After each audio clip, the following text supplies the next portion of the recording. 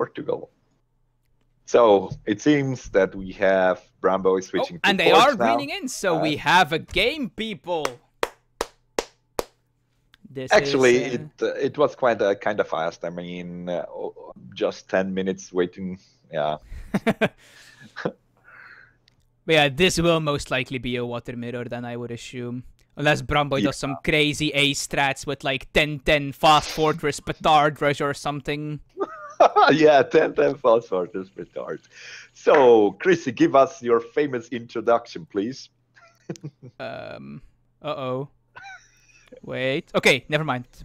My Age of Empires 3 did not crash. So yes, this is of course, as I said, the ESOC Insight production something yearly New Year's tournament, round of 16. That's about all I remembered. And in the bottom left of the map, in the color green, we have Gh0st007 playing as Japan. And his opponent in the top right of the map, in the color blue, is the Veulenhond himself, Mr. Bramboy. Yeah, indeed. And we have, of course, Indonesia.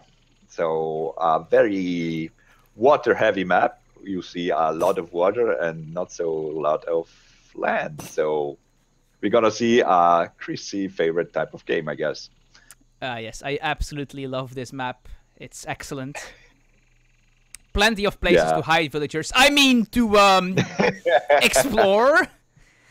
Yeah, exactly. I like those small islands here. I mean, you can camp with 1-2 villagers and just bore out your opponent and do the Chrissy play style. Or you could actually do something like real players try to do. Oh, and yeah, Bramboy pointing it out in the owl chat, there are indeed Mamelukes in the saloon. That, of course, could be very interesting for him, I guess. For both players, that's... Yeah. And of course, actually, Bramboy singing the Dutch national anthem. Yeah, okay, I never saw that, so... Well, it's kind of being creative, I guess.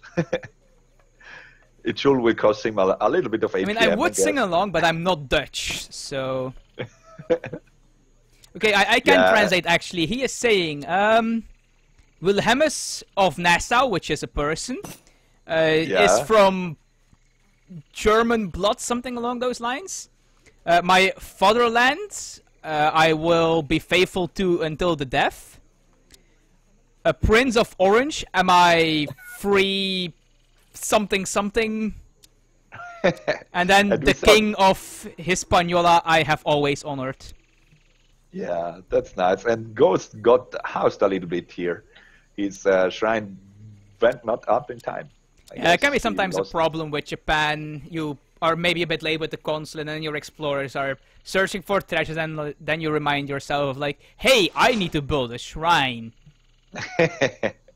And we have a contention for the 19 wood here. No contention. Bramboy just takes it. Yeah, that was both the stunts from the Japanese player, if I'm not mistaken. Yeah, exactly. Both tankers were stunned. And the crack shot from the European, the Portuguese guy there. Yeah, 90 wood. It's, better take it than leave it to Japan, because it's basically a free shrine. So, yeah, 90 wood is a free really shrine with heavenly coming in, so... And Gh0st needs to be a bit careful here with his Explorer. And we do see that Schooners is the first card for Bramboy.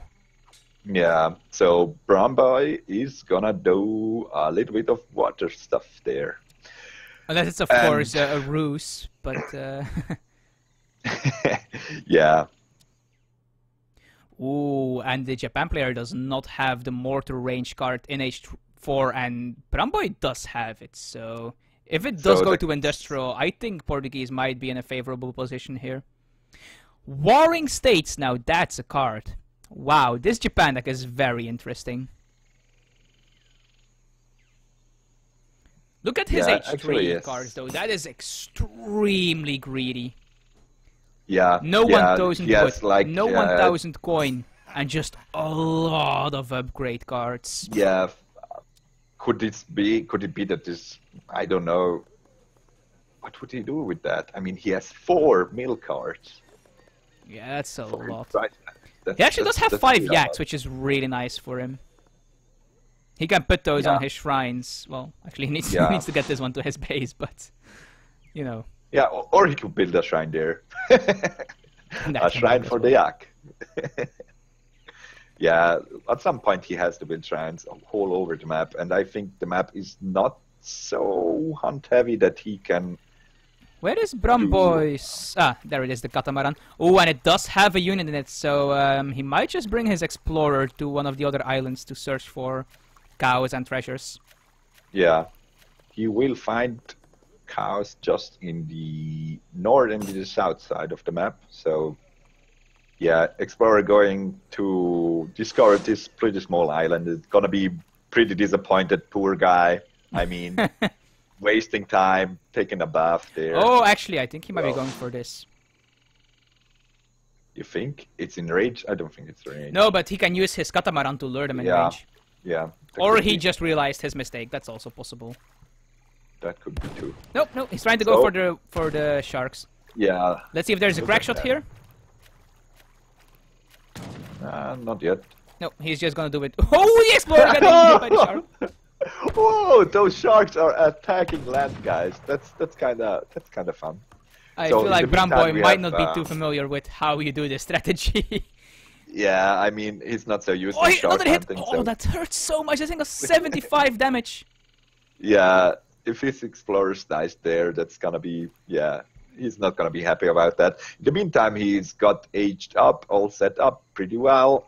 Coastal town center, and he just gives up on the shark plan.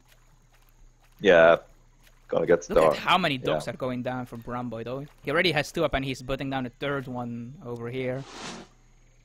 Yeah, Just those docks are very, boats. very widespread. Why would he spread them so far? Probably for more map vision. I'm even putting down one here as well. I guess he wants to control these small chokes. The chokes points, exactly. I think too. He probably gonna do that. And no water for the Japan player just yet. Yeah, did he send? No, he didn't. No, he just shipped 4 villagers first. This is very interesting. Normally Japan players want to ship 600 wood as their first carding colony to get out barracks, a market, some upgrades, a couple of extra shrines. But just shipping 4 villagers straight away. On water maps, they like also go for the 3 fishing boats from the consulate, but I don't know. It's kind of... Yeah, those haven't been sent yet either. No. He is getting a lot of market upgrades. So he already has the 2nd tier for food, the 1st tier for coin, and civil servants is coming in right now. Second... Sorry. No problem for that. Second 4 villager shipment has arrived now for Japan, so... Pretty greedy, yeah. But he could do that, or he could do it on water, I think. Yeah, it is paying off though. Like, even though Brumboy has quite a bit of docks up, for now, Japan is ahead in eco, but that is going to not last very long. Yeah, I mean, he has all his market upgrades now. I mean, he has the 2 food upgrades, the 2 gold upgrades, and the 1 upgrade that makes every upgrade everything. Civil servant, yeah. And he is getting imperial bureaucracy right now as well, so he will have every market upgrade there is. Yeah. Whereas Brumboy only has Gh0st007. So even though they are even and Brumboy is going to be ahead relatively soon, the actual economic output is still slightly in favor of Japan just because of the strength of those market upgrades. Exactly, yeah. But he does not have a lot of time here because Brumboy is going to catch up in eco relatively soon. Just because Brumboy of how many docks is basically in Fortress now, so we see his he has 1,000 gold already in his bank and basically 1,000. Goes down, though. Yeah, it's not even in a very bad spot. I mean, he has a little bit of line of sight. Maybe he would have preferred it, I think, near the barracks in the town center, so he could see units in production. But I think, it's still I don't think that Japan is actually intending to follow Portuguese to Fortress just yet. He was saving up, but I believe he queued up some units. Yeah, he queued up some Ashigarus, yes, so... exactly. Yeah, we'll see about that. So, And there is There we 3 go. fishing boats, most likely from the consulate, yes. Yeah, I think so. So those 5 Ashigaru, what are those guys gonna do? So Probably pick off this one villager that's in range of his shrines, so he knows it's there. Yeah, that could be. So worth it. Yeah, probably. Yeah, Bramboy is ahead economically now, though. Even though Japan has more market upgrades, just 8 villagers. The market upgrades can't compensate for that. Japan is ready to age up now, so he's gonna follow him pretty soon, I guess. I mean, he has the resources. He's not. Oh, and he didn't queue up his next batch of Ashigaru, so that will allow him to go to Fortress right now, in exchange for having a little bit less presence. I'm not sure if I agree with this wonder placement. It's a bit lackluster. I understand that he doesn't want to build it too close to the shore for obvious reasons, but that's just strange. You're kind of blocking your own barracks, so... Yeah, he is taking down one of these docks, so the choke point control for Bramboy, on this side of the map at least, is temporarily gone. Although I don't think that there's going to be any warships for Japan anytime soon, so... Yeah, and still, he has a nice vision of the whole map, Bramboy is. I mean, he has his catamaran here, he has docks all on the whole coast. And wow, I don't agree with this first fortress shipment of Mr. Bramboy. You do not need 5 Dragoons here. There is no reason to ship that as your first fortress card. Yeah. Although I guess there's not that much else for him to ship now that I look at it. Refrigeration maybe, I guess, I don't know. But 5 Dragoons is just... it feels awkward. I mean, the frigate could have done a little bit more again. I guess it's because he's wanting to go Cazador, so he needs Dragoons to protect his... his Cazadors from the potential Mamelukes from the saloon. This is EP, of course, so the Japan player cannot make these Mamelukes until he is in the industrial age. And let's see what's being made by the Japan player. He is switching to Yumi, so... Ooh, and the miners from Japan getting caught a bit here. Yeah, that's... Yeah, fortunately, how many died? I think 3 villagers, something like that. Yeah, and he is fighting with his villagers there to 2 villagers down. Army to go away. And now he has Fortress himself.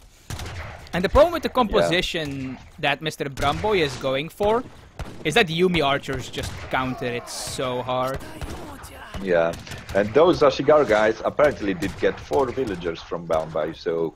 oh yeah, and it seems I did miss a raid more villagers than... Yeah. I was already wondering, like, wait, when did Bramboy lose 4 villagers? But I guess some Ashigaru just ran past and raided a bit. That's, of course, one of the most obnoxious things when fighting against Japan. Like, randomly there is going to be, like, a batch of 5 Ashigarus in your base killing your villagers, and they just run so fast. In the worst case, they make you run all over the map. And that's gonna be annoying. So, in the meantime, there is no safe spot for Gh0st to get the gold, it seems. So, no, but his veteran Yumi is about to finish, and that is going to change everything. Wow, and he ships Terraced Hillsides as his first H3 card. I can't even begin to explain just how greedy and wrong this is. Yeah, I mean, if you look at his deck, you see he has Royal Mint. Why would he not just ship Royal Mint first? He does not need this rice paddy. Yeah, exactly, and... He still has 3,000 food in his cherry orchard. Yeah, maybe he thinks because of the gold, but then it's not the right shipment for that, so... No. Yeah, I don't know that. You do not want to gather coin from a rice early, paddy. I guess, Yeah, but in the worst case, I mean, he has no safe mine to gather from. He has no ships. So remember that I said he had 3,000 food left in his cherry orchard? It seems he just, like, somehow mined that completely empty in that short amount of time. I guess he just put every single villager on it. Well, now he does have Royal Mint, so... Yeah, I guess he really wants the coin. I do like the Scalpers, this is a smart choice. He needs to be worried about these 2 organ guns, though. And he can see them now because they are killing his shrine. Yeah.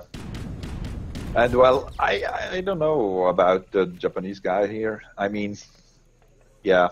As you said, I don't understand the last 2 shipments. I do feel he is more getting a stable, though. He is going to need some Naginata riders here. Does he have the Nagi HP card? Oh, he does. That's very important for him.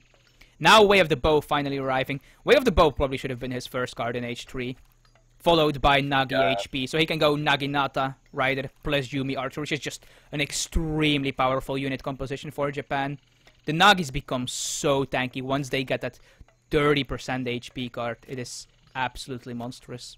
And then your Yumi Archers can just rain down death from above. Let's see if he can get this castle off. And no, the Organ Guns got a volley off, and probably a second volley as well before this castle goes down. Yeah, the castle is down, so... Yeah, it's gonna get cancelled here. And this is problematic because he really this struggles is only income. Yeah, he is struggling getting gold. I mean, he is on 51 gold now, and he has no place to get it from. Besides his rice paddy, of course. Although at the moment he does not really need coin, but... He could go full Yumi, that's true. But then... He should really switch his shrines to coin, though, if he wants to do anything coin-related, like getting this stable up and running. Exactly. His 180 shrine population is gonna gather him, like, a decent amount of gold. Not so fast, though, so... I mean, I guess he could gather coin from here. He knows it's there.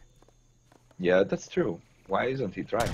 Maybe he's afraid because it's too far away. Afraid from a ride or something like that. Maybe it's too close to the shore. I don't know. And in the meantime, Brambo has an insane economy. I mean, something else. Oh, and if you look at Tech's research or Tech's completed, that Bramboy has been catching up in market upgrades a bit, and he also got the arsenal and got the the ranged cavalry upgrade, and also veteran hussars. Exactly. So we are probably going to see a hussar switch from Bramboy here, together with the dragoon combat card. This is going to be problematic for Ghost. Yeah, I mean, with all the Yumi, the basically full Yumi composition from Ghost, the switch to Hussar from Brambo is kind of, I think it's understandable. I mean... Oh, for sure. He has nothing that can really deal with Yumi in the actual composition. I mean, Dragoon get wrecked, I guess, by Yumis, and Cazador are not very, very good against them, so... Hussar is what he wants. Cazadors are good against Yumi, it's just that Yumi are really, really good. Yeah, but I mean, still, Yumi has that range resistance, and... so do the Cazadors, though. Yeah, yeah, okay, that's true. They actually have more range resist, but Yumi just do a lot of damage and have more range. Yeah, they have the 26 range attack with 20 range, and those... yeah, those Cazador are only shooting with 17, so yeah. It's not really good to use Cazador against Yumi. When he shipped the cherry orchards now. I'm not sure why he shipped the cherry orchards. He still has a lot of berry bushes just out on the map that he can gather from. In general, I think Ghost is shipping not ideal cards here. He did not need his terraced hillsides. He hasn't even used his rice paddy yet. Yeah, and I mean... The Way of the Bow, okay, I agree with Way of the Bow. Maybe before the two other mill or rice paddy shipments. So these dragoons going down is actually somewhat annoying for Brahma because now the Nagi. But look at those Yumi coming out. Mamelukes from the back nice. going to and wreck the these Mamelukes from the back, so yeah, this is gonna be very and the organ guns are doing a bit strange as well, though. But I think Brahma just has to like stuff here. left and right, and he managed to. He barely lost one, and yeah, Japan military count is gonna get basically 0 now. And this is a little bit unfortunate too. He grouped one Ashigaru with the Naginata, so reinforcements are coming in late, and yeah. Yeah, I don't think those reinforcements would have made much of a difference, though. Brambo just had way more stuff there. Exactly. He even had counter-infantry rifling, although I'm not sure how much that mattered in that fight. I don't think there were that many Ashigarus there. But yeah, Brambo's army just had way more upgrades on them, and he also just had more stuff. At the moment, the economy of Rambo is so much superior with all those sea fishing and whale fishing for gold and all stuff like that, and the military lead is just very, very overwhelming at the moment. So yeah, Ghost has to make something happen, but yeah, it's constantly losing shrines now. It's being confined in this part of the map. Yeah, actually he ran out of that gold too at the moment, so yeah, it's gonna be very hard for him. Definitely not looking good for him. And this 7 villager shipment that he just shipped, that should have been his first card in H3 now that I think about it. Yeah, I mean, that could have boosted his economy very hard, and or at least harder as it did now, because he, frankly, though those 2 mill upgrades. I mean, he didn't even have a mill, so 2 shipments for I don't understand. Well, Royal Mint also works on normal mines, so yeah, okay, we can agree with that, but it's still a shipment. Yeah, he should have just shipped 7 villagers twice, or 7 villagers way of the bow, or maybe just straight up upgrade cards from the get-go if he was intending to do some sort of timing push or something of those lines. But not still, the status hillside nonsense. Yeah, setting up a new base here, a nice new looking town center here, chopping a lot of wood, and yeah, he still has a decent army. He can defend with them. And, yeah, I think Brumboy might actually be a bit too scared here, because if he gives Japan enough time, like Gh0st is certainly not out of this game. He is Japan, no, not yet. And this water is not gonna last forever. I mean, there's a lot of fish, but not infinite. Exactly. So he has to. He knows he's ahead. Oh, and this is gonna hurt. Yeah, and there's the Nagi HP card, so these Naginatas now have 450 hit points. Yeah, they still don't want to fight Dragoons, though, but there's not that many Dragoons left, actually. And this could be a problem for Brumboy. But he is going... Yeah, never mind, he's going to Industrial. Yeah, he's absolutely fine. So. Yeah, and I mean, he still has a decent number of Hussar left. They don't do that well against so beefy Naginata, but they can still hold, I mean... Yeah, the Hussar, I think there are actually too many ashes for the Hussar to do something. Yeah, right, he actually switched to a Naginata plus Ashi composition. The problem is his Nagi were just busy running around instead of actually hitting the Cazadors, which is a problem. Another problem is the gold, right? I mean, he has no gold. He can't, I mean, he's and his shrines are on with 8 villagers. Wow. Yeah, and he's floating so much food, I mean. Yeah. And he's actually gathering coins from rice paddies now, but only one of them. The other one is still on food, so macroing quite a bit here. The coin count is very, very low, so yeah, he has to make something happen. I'm curious to see what he's gonna do. He also only has 8 villagers on this bottom rice paddy. Yeah. Yeah, Gh0st is just macroing a bit here, unfortunately. Yeah, and here comes the Industrial Age. So we are gonna see those veteran Dragoons there. Hinete are gonna rape everything. Yeah, with 20 range. Well, actually, I think it's like 19 range or 18 range in the patch. I don't quite remember. But yeah, straight away we see the guard Jinets incoming. Yeah. I mean, it's the right thing to do, isn't it? Because, yeah, counter the Naginata and Ashigaru kind of. He needs to get these ashes in melee with these Cazadors, actually. That might enable him to do something here. Yeah. But in the meantime, it's just taking decent batch of Nagis coming in here, but Brumboy is smartly repopulating his Dragoon count. Yeah. Yeah, a few Yamabushi Kamikaze there trying to hit a few Dragoons, but yeah, not achieving that much. I mean, considering how far Gh0st is, this fight is going reasonably well for him, but I don't think it's going to be enough, especially now that the 20 range goons are in, it's 19 range. Yeah. And of course, these Cazadors with counter infantry rifling are just shredding through these Ashigarus. Another rice paddy for Gh0st in a really awkward position. Sending 7 villagers for the 2nd time now, but... Yeah, and the GG he does resign, here. Yeah. So, well, we saw game By the way, number speaking 1. of mismacroing, Brumboy's macro wasn't exactly ideal in this game either. He was floating a lot of resources as well. But yeah, he just had a pretty big economic lead in the mid-game. And Gh0st took a pretty poor fight in this bottom side of the map, where the Mamelukes just arrived and his entire Yumi mass just got shredded by the organ guns and the Mamelukes. And a couple of the Hussars. Yeah, exactly.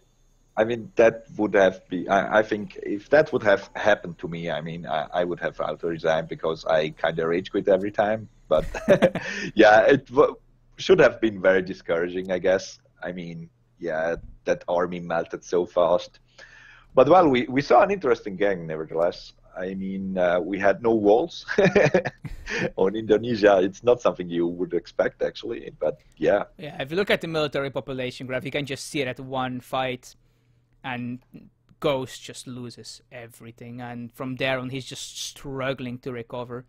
But like, if you look at all resources gathered, it actually isn't that bad until about 2/3 into the game, where Brumboy really gets ahead.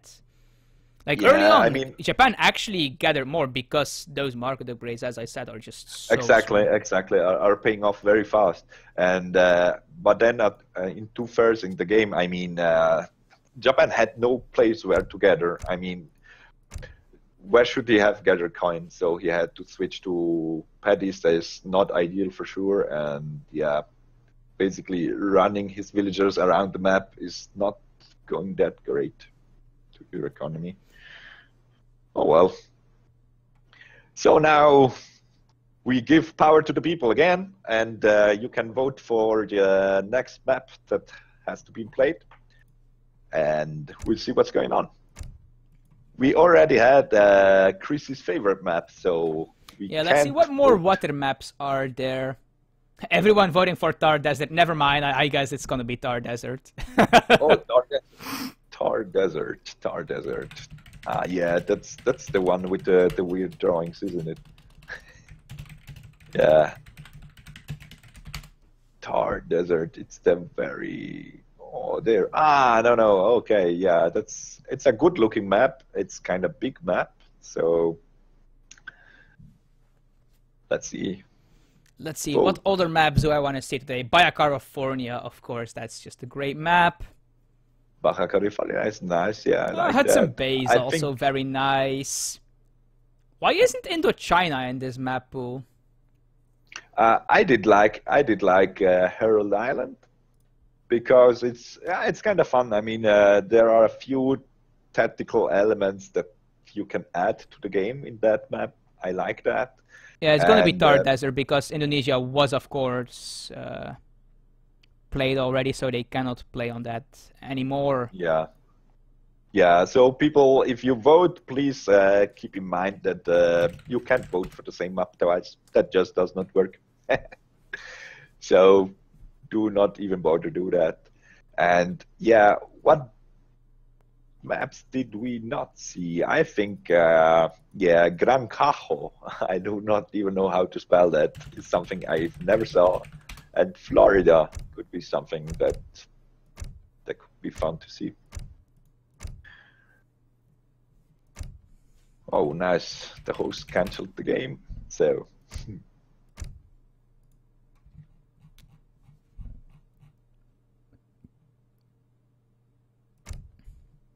So we have Tar Desert, the map, did you say? Yes. Exactly. Very nice. Tar Desert it is. Of course, it is a Gh0st005, so we have 5 potential games. It is currently 1-0 in favor of the Veulehond Mr. Brumboy. Yeah, of course. Dutch guys are on the lead at the moment. So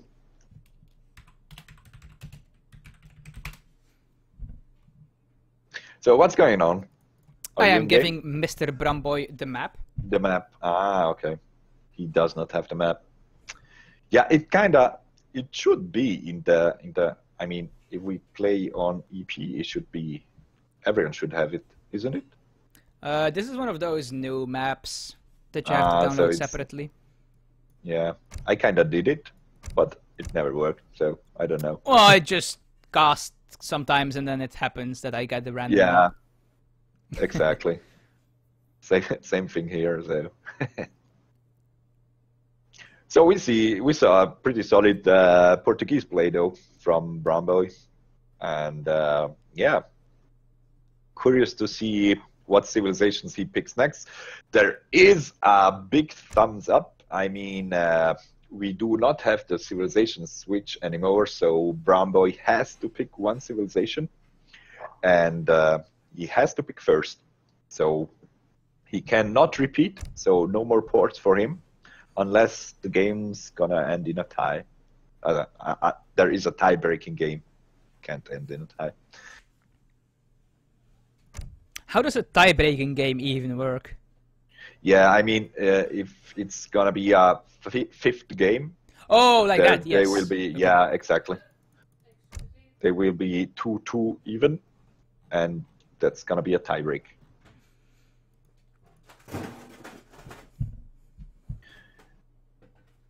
So, and can you explain to me how the poll thing works exactly? So, is there an amount of time where people can vote? So, like yeah, 2 I minutes? basically start the poll, and then there is I don't know. I think it's 2 minutes or something. Yeah. It's 1 minute, and in that 1 minute, you can vote. I think I'm supposed to put it to 2 minutes, but I'm lazy and I forgot. Yeah, I mean, 1 minute should be enough if you announce it. So, yeah, I know if you announce it, that's not gonna work because of the 30-second delay. So, yeah, it makes things complicated. Just announce it in chat. No, but we have Tar Desert. Once again, nice map. I like the looks of it, and I bet it has the resources on it. Some hunts and gold. TP or no TP? There is gonna be.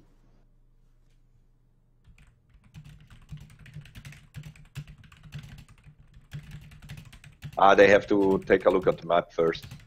So, okay.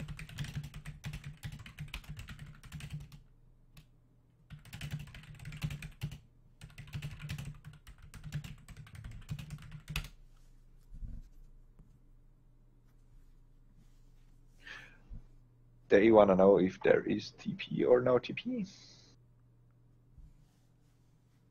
There is no TP on Tar Desert. There is a native one in the middle, though, I think. Yeah, exactly. Yeah, and that could be, but could they be Sufi or something like that, I guess.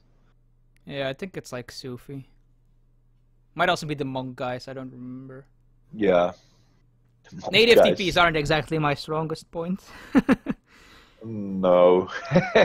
Yeah, I mean, there are a lot of them, and yeah, it's always written in the map, and it's not that they are very, very used that much, I guess. We saw them. Where do we saw? Yeah, the Duck game. The game Duck played versus Bobabu. We saw some. Yes, he went for the Nootka. Nootka Clubman. And what was the other thing again? The something rifleman. Yeah, those Indian guy, or Native American guy. The Hamachu or whatever. I don't remember what they were called.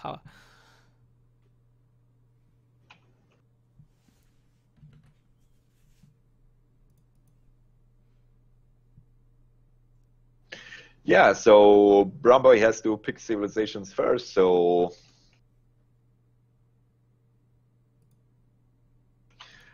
let's make him hurry up a bit. Oh, it seems he's thinking about taking Great Britain. Oh, apparently Bromboy's mama is watching the stream. Hi, Bromboy's mama. Hello, mother of Bromboy.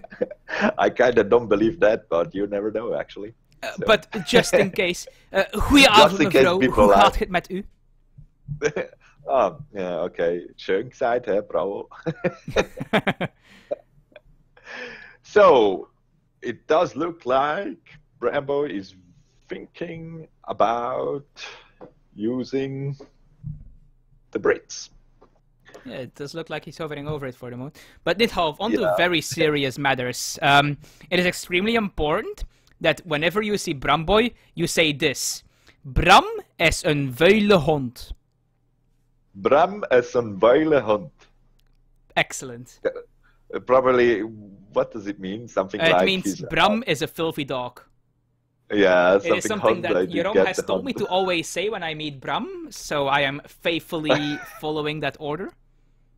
Yeah, you were a good friend, I see that. Yes, for sure.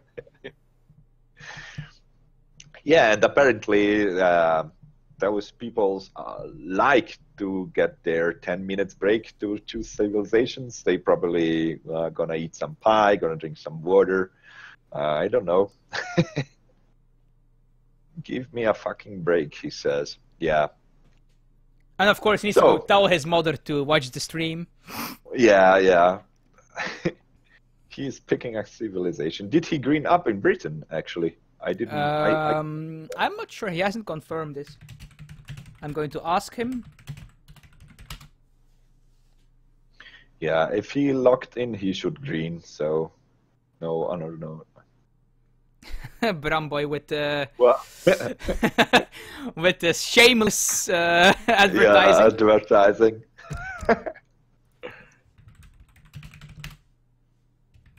Then green. So we not confused. Yeah, well, Brits versus Russia. Interesting. On Tar Desert. So, yeah. Ooh, and Gh0st hovering over Russia here. Yeah. That could be fun, actually. But yeah, I mean, if Gh0st agrees, they have to agree. So. Oh. Seems he wants to do India instead. Yeah. Well. And just as the game starts, one of the people whispered me, probably saying hello to the stream. Oh well. Yeah. I mean. Yeah. Now, I mean, I can lean back and relax and wait for your famous introduction to take place. So I'm looking forward for that. Let me just update the scoreboard first, of course. That's very professional of you. Thank you. So, on the Tar Desert, in the ESO inside production facility barracks, in the New Year's yearly tournament, there is a game being played, and it's the round of 16. And we have Mr. Bramboy in the top right of the map, playing British in the color blue, while his opponent in the bottom left side of the map in the color red, Gh0st007, playing India in the color red. And I think I already said his color, but I'll say it again. Yeah, I mean, it's so red that you have to say it twice at least. And it's the Udasi. Well, we were both wrong. They have chakrams, so probably not gonna happen. Yeah, I mean, yeah, okay. I want to see them. I don't know them that well, so little bit of treasures, picking up some small things though. Yeah, 100 food in total for India here. Both of these treasures combined that he's picking up, which is going to be pretty nice for his age up. Not bad. Yeah, I mean, if he's gonna opt for something like early color push, that is gonna speed him up. Let's see if either of them has picked decks already. Yeah, both players have picked a deck. Both of them seem incredibly standard. Nothing too strange about the Brit deck. And the India deck just seems quite standard as well. The 700 food is a bit peculiar, I guess. I don't think that's a card that India usually has in the deck. But other than that, it looks incredibly standard. I guess 25 Tiger Claws and H4 is also not something I see very often. Yeah, but it's one of those cards that you put in so you have it. I don't know. But I mean, you never know when you need 25 Tiger Claws and H4. You can always use them. I mean, that 700 food could, I don't know, if he wants to stay colonial, he could pull out a little bit more of units with that and speed things up. So could be useful. We'll see what he's up to. I mean, what should he do with India versus the Brit guy? Bramboy finding a very nice wood treasure here, though. That's going to be great as British. He can just get another manor house, perhaps. Yeah. Depending on how much wood he wants to chop extra, of course. Yeah, but 90 wood for India as well. Even better. Even better. So, both of these civs absolutely love wood treasures. So it's 140 wood. I mean, that's basically 1.5 villager for India. So yeah, Gh0st definitely has the advantage here in Age 1. Just so many good treasures for him. But seems that he's waiting for his stun to recharge, I guess. He should probably let his explorers heal each other if he wants to wait around this treasure. Yeah. And we see, maybe Bramboy goes and see it, and we have a little bit of... Ah, no. We need to be careful with this elephant here. If Bramboy catches that one, it could totally go down. Yeah. But they just go past each other. relatively unharmed. And we do see some villagers going forward, so we are most likely to see a forward aggro. Oh, Yeah, but look at it's this. 2 villagers, so... Bromboy already in position. Let's see if he spots it. Does he go back in time? Yeah, but he misses it. He misses it. He misses yeah, and it. the aggro... Oh wait, the villagers are also being weird. Oh my, that's unfortunate. He's losing so much time now. He had it. Ah, that's so unfortunate. Yeah, he absolutely had it. That's so unfortunate. Yeah, now he has. Okay, now it. This is the problem. If you send 2 villagers to make a building, they won't start building until both villagers are at like opposite side of the buildings. It is really important that when you do something like this, that you task only a single villager to actually lay down the foundation, and the second one you just right-click to go along with that villager, and you don't task him to the building until the foundation is down. Otherwise, this will happen, and they just derp around walking on the foundation. That's a lot of lost time that Gh0st has here. I mean, it was basically 30 seconds. I mean, okay, he's building with 2 villagers, and that means he's going to get up pretty fast, I guess.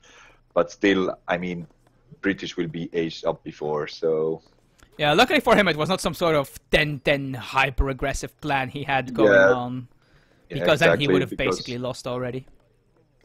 Yeah, I don't know if it's that bad. Yeah, it's now okay. I can give you that. It's very bad. I mean, he sacrifices a lot of economy if he goes there. There's also a lot of food just laying on the floor here, rotting away, which is I mean, something you would prefer to avoid.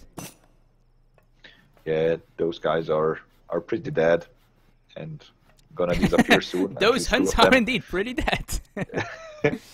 Both players getting market upgrades, nothing too strange there. Let's see where the tower goes down for British. Oh, very defensive actually, because the elephant was in position to... yeah, and getting a little bit of nice siege damage already on the tower, so... no.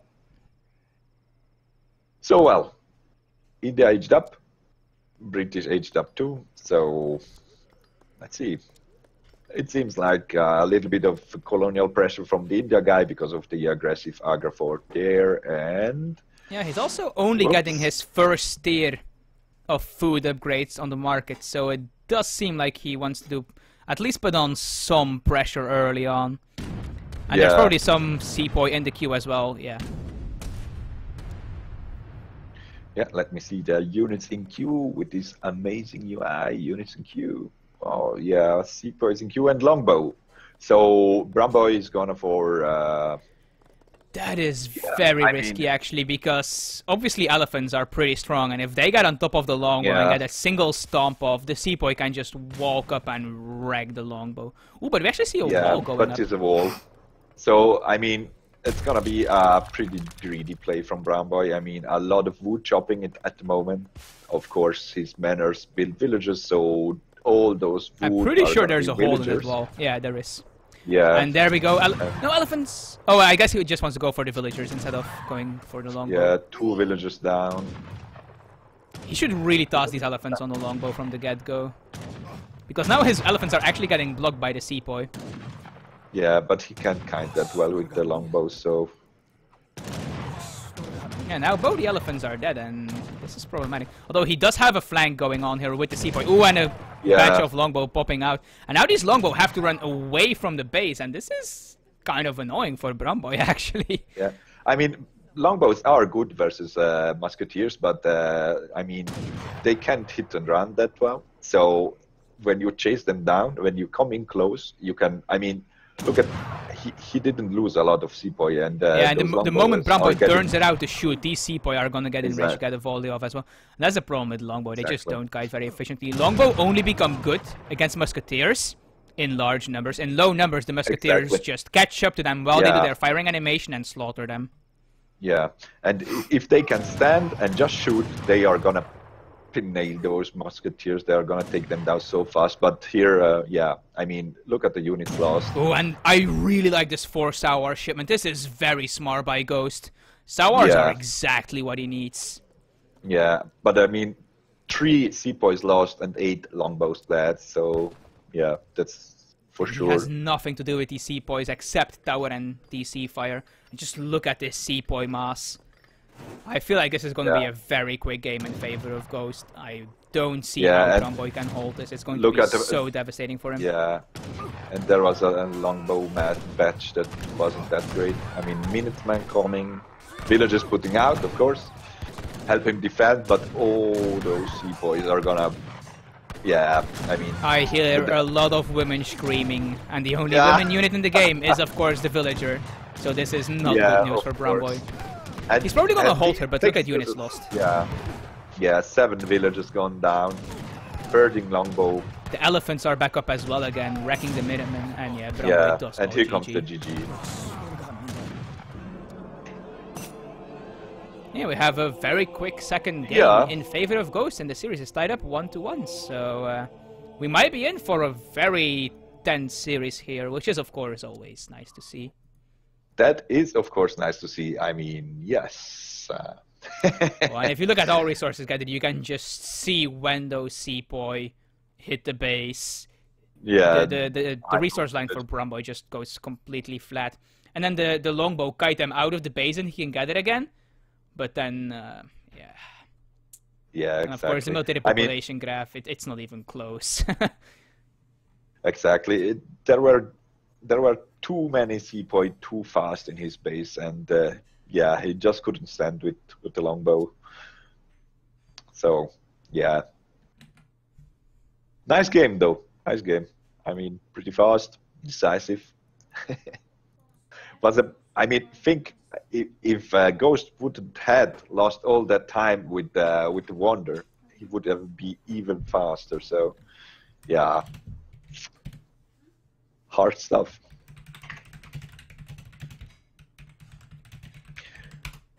So it's the voting on? Yeah, the voting is on. So beautiful people, go vote. Do it. Do it. I vote myself. What should I vote? Chrissy, what should I vote? Well, I voted on Hudson Bay. Oh, that's a nice map. But the problem is there's a lot of people voting on Indonesia, even though we cannot pick that map anymore. Please don't vote on Indonesia and Tar Desert. Those maps have been played already. Yeah, exactly. I vote on Manchac because I don't know what that is. Oh, no, stupid me. No, Manchac. That was a kind of a fail. Yeah. Oh, well. You can't always win. Vote 16. Thank you. Manchac. I don't know Manchac, so...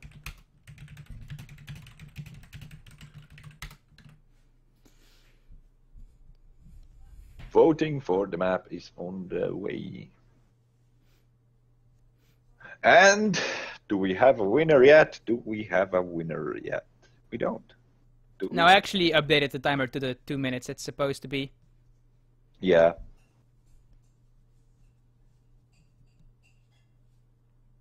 That's nice. So we have more votes. It's gonna be like better.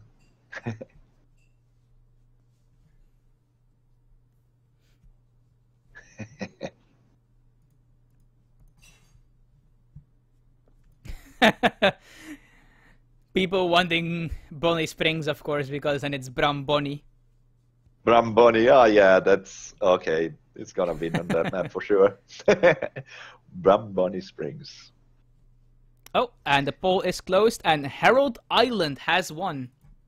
Oh, nice. It's a nice map. I like it. I have never heard of this map, but it has the name Island in it, so I'm hoping there's water. Yeah, but you can't use it, so chill out. I don't think I have this map. You don't?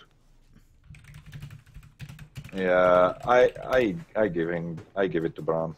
You have it? Yeah, I have it. I should have it. Oh. I'm gonna look if I have it, but I'm pretty sure I don't.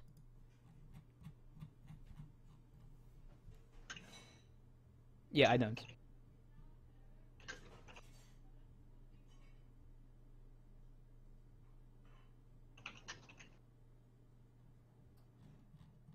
Yeah. Yeah, it's gonna be a problem if we don't have the maps that I have a Herald Island, but I'm not sure if this one is UI compatible. Yeah, well, I had a Herald Island, so Okay.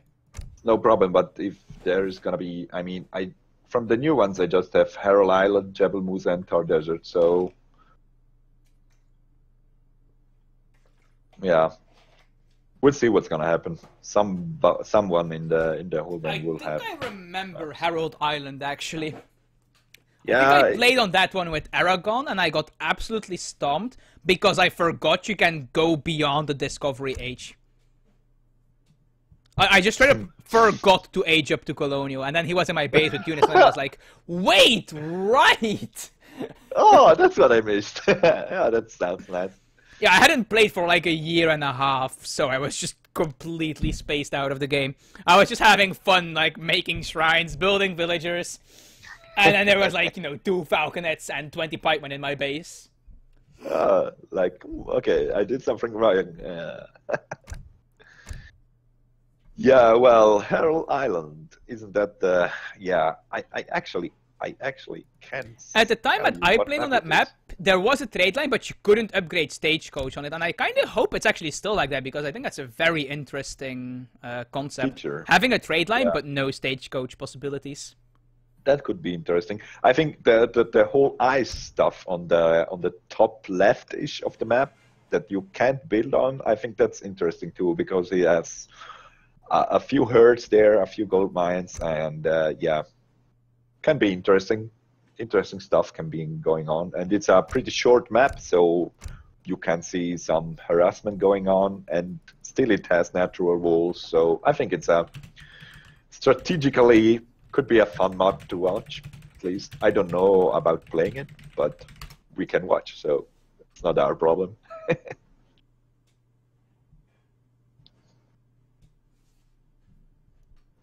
So, and Herald Island it is. Ghost has to pick first.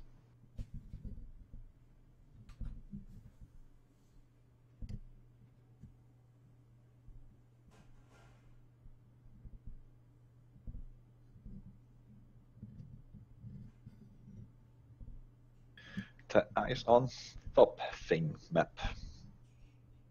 So, well, pretty nice that Ghost did tie up series, so we gonna have some more time for Age of Empires. Hey.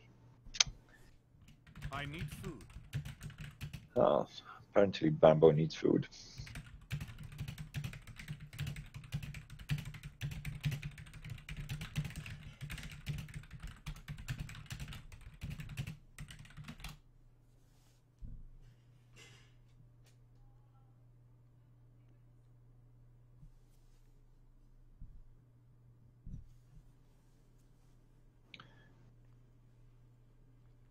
So, Chrissy, aren't you watching cards today? No, Sorry, no what? watching cards. Yeah. You used to watch cards if you. Oh. to enlighten us on the very, very strange cards, but apparently we have already a civilization pick from Ghost. He's gonna go France. Vive la France. Yeah, I dislike this Civ pick because I despise French. I hate that Civ. Yeah, I know. Yeah. They are overpowered. They build cavalry, and I don't know how to beat that. Sorry, I forgot about that. Ich jetzt spreche Deutsch. Ist gut. Dutch civilization, ja. Ching chang chong wu pai ki pang. Exactly. That's what my mother used to say. Yeah, I very agree with that. We have a game, ladies and gentlemen. No, that's kind of Ooh, German against France.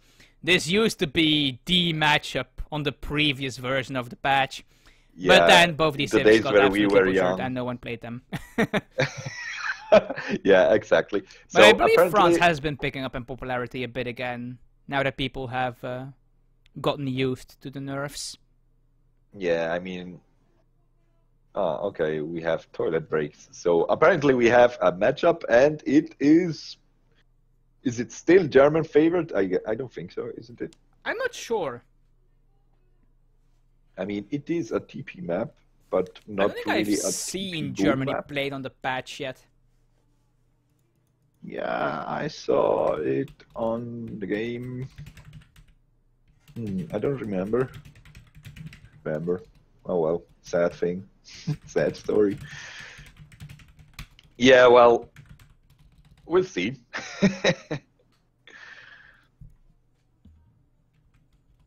Bromboy gonna let us wait again. But well, of course, he is the. Oh, also, I don't actually have the map yet. Ah, no. You're still downloading it? It says unselected, so. Yeah, so you're still downloading it because it's kind of Hero Island. I'll just join again to be sure. Yeah. It still says oh, hi, Christian. Actually. Yeah, you have to download it. Yeah, but it didn't give me the message to download it, so. That's strange. Have you green? If you try to green? Yeah, I can't. That sucks.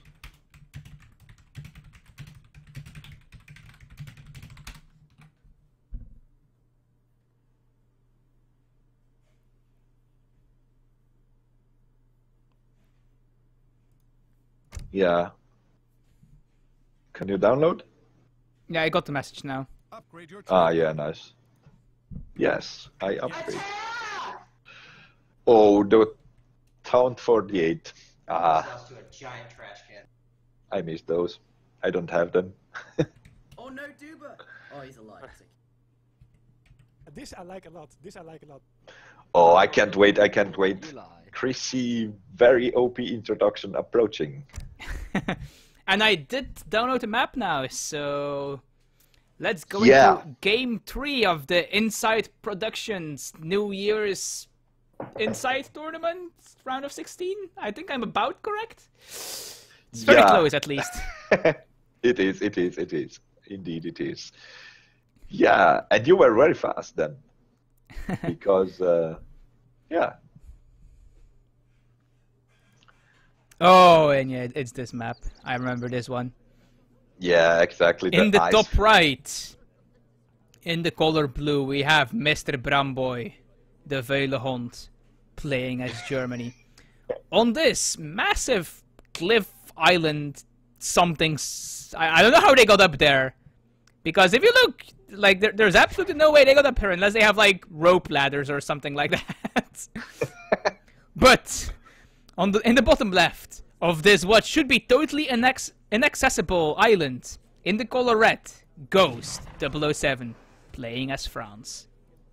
And they will fight for this piece of desolate land that they shouldn't be able to get on, for reasons unknown. There's also a trade route, which is trading this particular tree for this deer. Yeah, this is pretty amazing trade, actually. I mean, I would take the deer. I don't understand the concept of this map, but who cares? Let's watch some units shoot other units and see who comes out on top. Exactly, that's what we like to do, basically, in watching Age of Empires. Who cares that the Chinese are in Siberia fighting against the British? Let's just enjoy it. Who needs logic in Age of Empires 3? Yeah, that's kind of fun. So, what do we need then in Age of Empires 3? We need, well, so round trading post sites, people disappearing. Yeah, it's actually funny, like, the trading post has this circle-y thing that they can take, but the card doesn't actually use it. It just, like, goes into the circle and disappears. Yeah, he's really an outlaw. I mean, he just ignores the circle and goes straight, and then it's like, yeah, I don't care, and away he goes.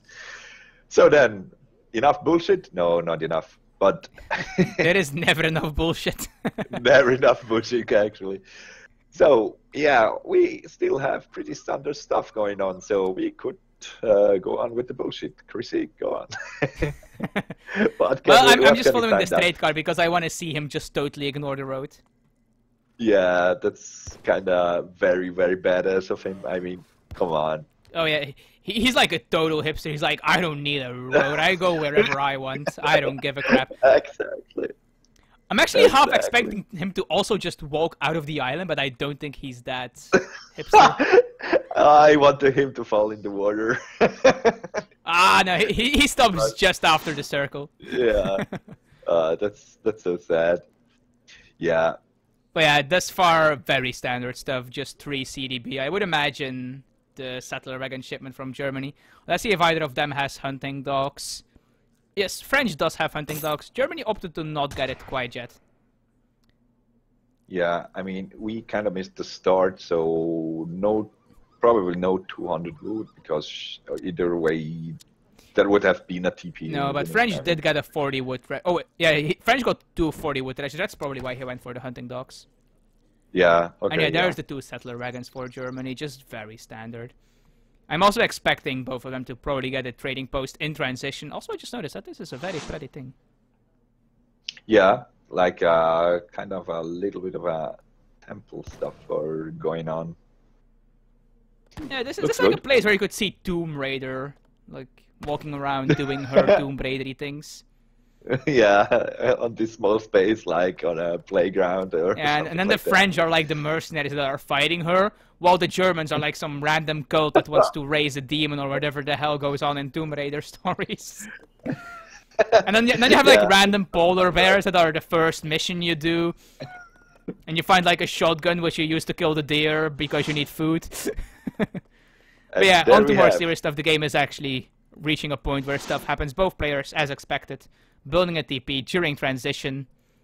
Exactly, and trading with the hipster this guy. scout is in a very nice position to see a possible 5 Hussar batch closing in. Yeah, that's actually right. The French player, of course, doing the same with his scout, just looking in the German base, seeing what he can find. Oh, and just look at how much coin is being gathered by Bramboy here. Yeah, very coin heavy, actually. What could that mean? I mean... More market upgrades coming in from French. He has all tier 3 upgrades now. Yeah, that's... And we have a pause. Yeah, what's going on? Oh, okay. right. That is something we are supposed to do, aren't we? Yeah, I think we are supposed to do, and I think actually... 1, 2... it's in favor of Brownboy. Like, yeah.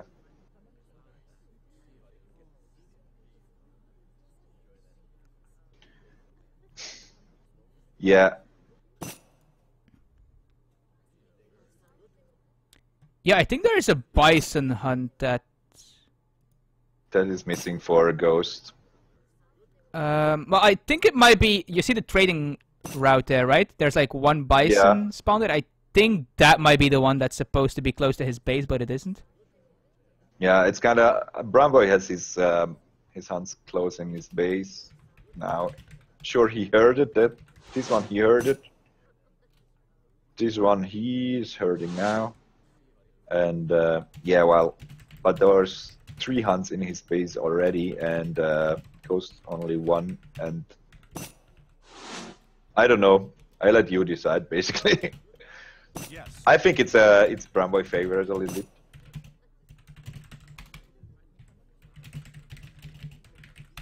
Yes.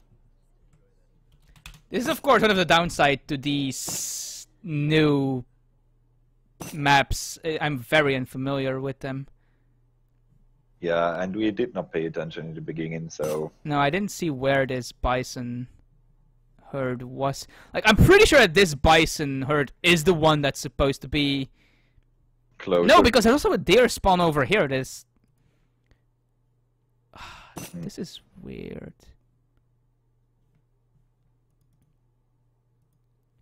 Yeah, sorry for this. I completely forgot about checking the hunts. Whoops.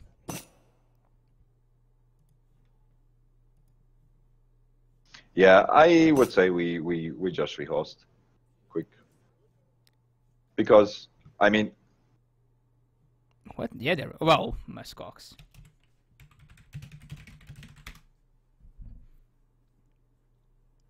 Wait, let's see. So, deer, bison. Is there? Wait, 1, 2, 3, 4, 5, 6, 7, 8, 9, and that 1, 2, 3, 4, 5, 6, 7, 8, 9.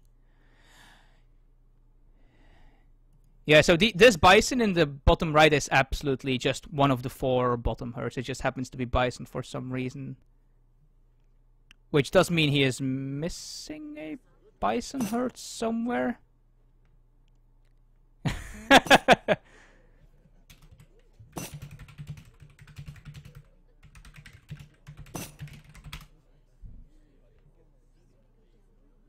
Yeah, Brumboy does have a point. I don't think we can restart now, since it's been 4 minutes. Yeah, actually, that's right. I mean, there's no explicit rule for that, but... Yeah, I mean, he could have scouted, and he, if he was absolutely unhappy is with our duty, of course, as the casters, but... Yeah, okay. Wait, no, never mind. I just counted. There's, let's see. Yeah, there's more bisons in this bottom right hunt, so that's just his bison herd that ran away. Never mind, yeah. Yeah. Okay, never mind. Seems we're fine at that.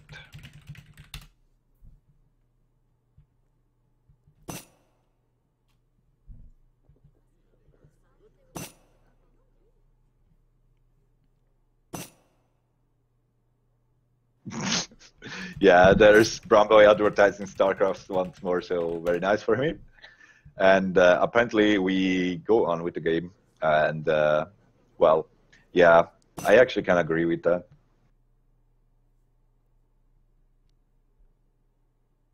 Yeah, what? Which no, he one hasn't did you heard of bisons yet. Yeah, on the top he has, on the bottom he hasn't, so...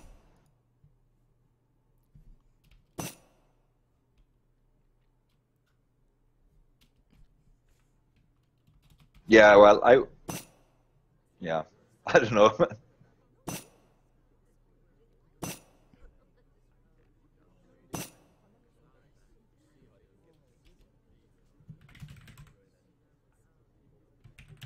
What is that?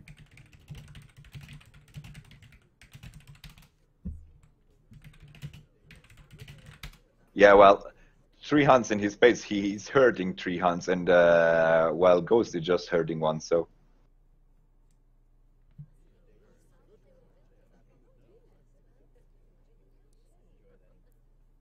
I mean, if you split the map in half, it's perfectly fair. Yeah, we should continue though. Yeah. Isn't my first hunt? I mean, we can't rehost just because one hunt is just slightly too far away. Yeah.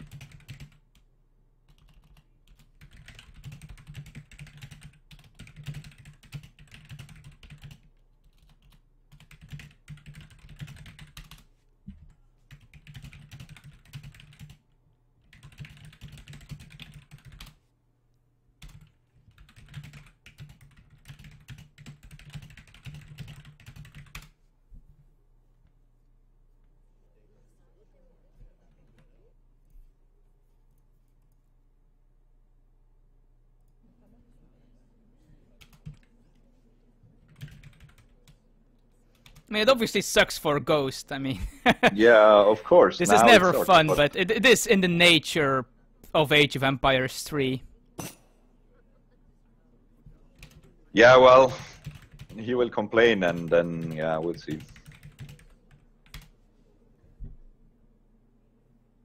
Lol. Only Japan. Yeah. Like, I mean, I can count them again, but 1, 2, 3, 4, 5, 6. 1, 2, 3, 4, 5. Yeah.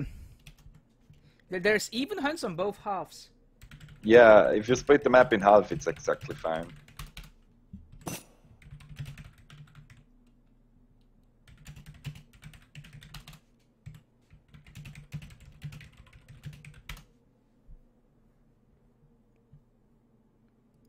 At least I'm pretty sure that this deer hunt on the bottom side of the map is supposed to be one that's in the middle and counts as a hunt for both players. Yeah, I mean, Biox are... So Prince is saying we should look to the mines, but I mean, yeah, Chrissy... Gh0st is pretty fine with hunts. He has 3 pretty close to his town center. So does Brumboy. So the 3 mines close are good in my opinion, and yeah, mines are good and hunts are good. I think we should go on. I mean, sure, ghost hunts are little bit more far away, but yeah, you should. Yeah, I don't think we've ever rehosed for hunts walking away. That would just be ridiculous.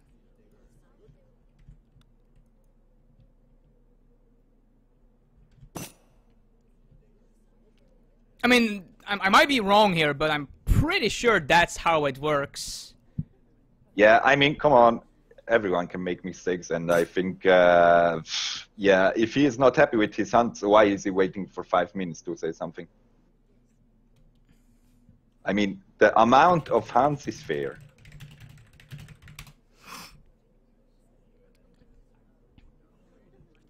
He wants no. If he has to demand the rehost, it's too late. Yeah, he has to do it. If he wants to demand it himself, he has to do it before 2 minutes. Yeah. Well, at least that's the official Gh0st007 rules. I'm not sure if this tournament follows that as well, but yeah, there's no explicit rule on that, but I think that would agree. I mean, would apply.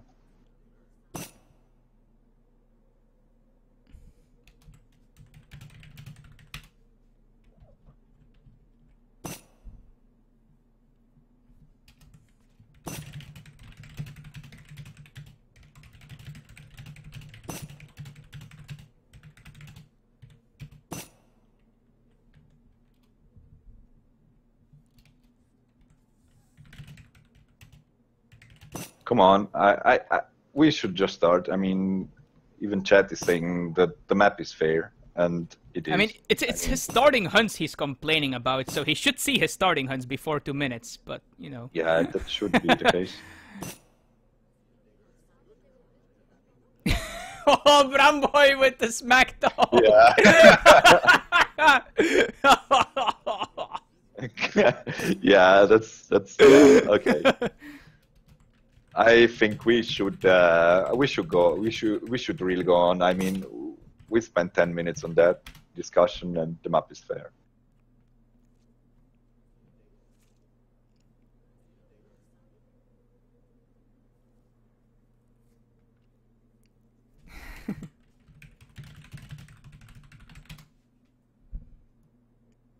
So, what are we going? I'm not sure. I'm waiting for these people to unpause. Yeah. I mean, I've counted these hunts a couple of times already, and it really doesn't seem that unfair. I mean, obviously some of Gh0st just ran away, which is bad luck, but nothing can be done about that, really.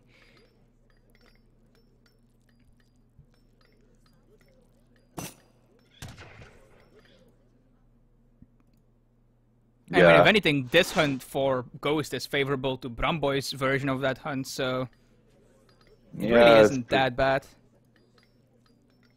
He also could start herding back this one, so I mean, yeah, of course, he is going to need to herd a lot more than Bramboy due to his hunts running away, which is annoying. I checked. This herd here was here, so he heard it just. I think, yeah, it's fine. We should just move on. Yeah, I think this is the bison herd or the muskox, whatever you want to call them, that was supposed to probably spawn somewhere over here for Gh0st. But yeah, it happens. Yeah. 4 CDB as the first colonial shipment for Gh0st, 3 settler wagon first shipment for Bramboy. Very, very standard stuff. So with these current builds, I would imagine that both players are just going to go for some sort of semi-FF. Although Bramboy is getting a second trading post, which is interesting. I'm not sure if that was standard play for Germany in the previous version of the patch. Of course, trading posts are just really, really good, so... it might just be an adaptation to the trading post meta. Some Ulan coming in here. Let's see if they can get a CDB. CDB don't have melee resist, of course, so they might be able to get something here. Yeah, and this CDB is going to go down. And that can be very painful, losing a CDB just for free like that. He doesn't even pick up the Ulan kill.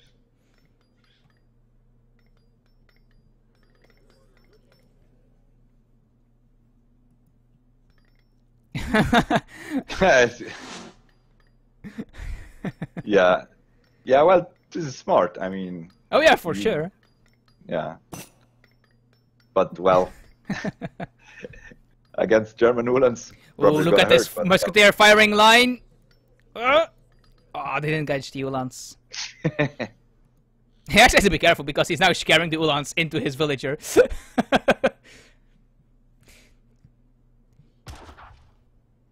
Why is he herding this deer herd toward Bramboy's base? I don't know. Oh, he totally should have taken that CDB and just killed every single bison in this pack. Just for the lols. Just for the rage. Yeah. Oh, can you imagine how like frustrating that must be? And Brambo is going to Fortress, so... Yeah, Ghost following up, I think. I mean... he's certainly saving for Fortress. He's probably waiting for the coin shipment. Yeah, exactly. Oh, I see some walls going up for him, actually. Yeah. That's I really like maps with like a small choke point like this. It's just so nice to have a safe place to wall off in your base. And now those Uhlans are gonna have to walk around. Or, you know, just siege down this wall because this patch nerfed walls. Yeah. Sadly. I'm sure plenty of people disagree with me on that.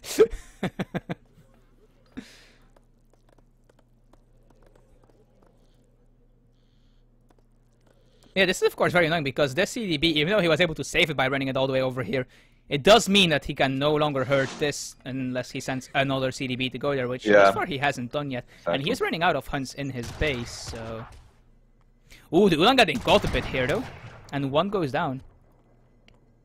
And the other ones are... Well, one of them at least is relatively low on HP as well, so that's a bit annoying. The Scout's having a bit of a standoff here. And he even builds a gate to save his Scout. Wow. I'm not sure if that's worth the 50 wood, to be honest. Yeah, well, having a Scout is always nice, I guess. Oh, look at the card that Bramboy just shipped. Oh, and there's Fusiliers! And Jaegers, wow. Let's see which of those he is preferring. The Jaegers, it seems. Yeah, I don't think he's gonna enjoy this Gendarme that's in queue for Ghost when he pumps out Jaegers. I don't think he's gonna have a good time with that. Let's see if these 5 Yulan can kill some more villagers here. I think I might get one CDB here just because of how much damage Yulan do. Yeah, he gets one. Exactly. 1,000 coin being shipped by Bramboy. He's really going quite heavy on the mercenaries here. Yeah, it does really look like that, and that's fun. Yeah, it is, but these Jaegers are not gonna have a good time against the French cavalry. Though it is only 3 gendarmes, well, cuirassiers, I guess. But he also ships 3, and where are those 3? Or are those the... Yeah, the ones in the stable are still being built, so he's gonna have 8 cuirassiers at least. Yeah, and the only unit that Germany has is Uhlans and Jaegers at the moment, and cuirassiers kinda beat the snot out of both of those. And more Jaegers in queue, actually. Oof. This is gonna be painful for Bramboy, I think. Although, of course, these Uhlans are buying him so much time. Let's see if he can get that CDB. No, he can't. Spoiler, cuirassiers do quite a bit of damage. Yeah. Yeah, and Ghost is just stuck in his base trying to defend these Uhlan raids. Let's see it. Yeah, he is adding in Fusiliers now, but I don't think Fusiliers are actually that good against cuirassiers. Even though they count as musketeer units, a lot of their resource budget isn't to the movement speed, of course. They are extremely speedy. And the cuirassiers are pushing out, and I'm not sure if these Fusiliers are going to be enough and in time, because this is 8 cuirassiers. That's so much hit points. That's 4,000 hit points worth of cavalry. Unfortunate. And yeah, in the meantime, those 3 Uhlans. Oh, yeah, okay. So many CDBs going down, and Ghost still hasn't even noticed. Yeah, I mean, it's 5, 6, and okay, I mean, one point of having Hans 4 is of course that the Uhlans are all over the map. That's true. That's very unfortunate, but those CDB he lost were in his face, and look at that. even the shipments here. So yeah, Bramboy doesn't see it, but yeah, and like yeah, he did do a lot of damage there, but the problem is he also needs to not die here. And there we go, the Cuirassiers are on the Jaegers. Oh, that's very nice of him. Look at them lose hit points. I mean, a lot of the Cuirassiers are going down to TC fire and such, but let's take a look at units lost. And not that many villagers lost, and no settler wagons lost yet. But still, these Cuirassiers have a lot of hit points left, the remaining 3. And we might see some of these settler wagons go down here. He is smartly redirecting himself onto the villagers instead of going for the Jaegers. But no settler wagon lost, so good for him. No, but a lot of villagers dying though. Yeah, but there's 9 villagers down for German, but 6 coureurs de bois for France. So yeah, but Germany is not making units at the moment. Yeah, that's not very good. And France still has a lot of stuff. Oh, I'm not sure why he's actually pulling out here. I guess he can't know, but Bram is in a really dangerous position at the moment. He went for this mercenary strat, but look at his coin mine. It's all the way over here. Yeah, I mean, he has one in his base, but it's basically gone, and 700 coin left here. But then, yeah, I mean, he's going for Merce, but he was gathering more. Ooh, there's the Black Riders, though. Yeah. But there's actually a lot of skirmishers here now, and I'm not sure these Black Riders are going to be enough. He needed those Black Riders when the Cuirassiers pushed in. Now. Ooh, and just look at these villagers going down. They are taking so much splash damage. Oh, 16 villagers down now for Germany. So yeah, German people is gonna have a hard time here.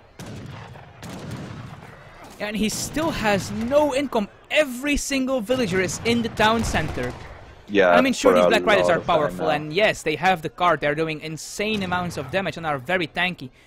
And 9 Uhlans. Maybe this can save him because the Dragoons are a bit out of position. But this is still so bad for Germany. Gh0st is buying himself so much time, and he's not getting raided in the meantime.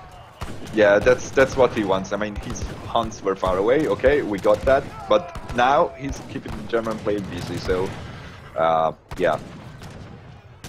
And the Cuirassiers do go down finally, but France is just happily gathering this entire time. Just pumping out units.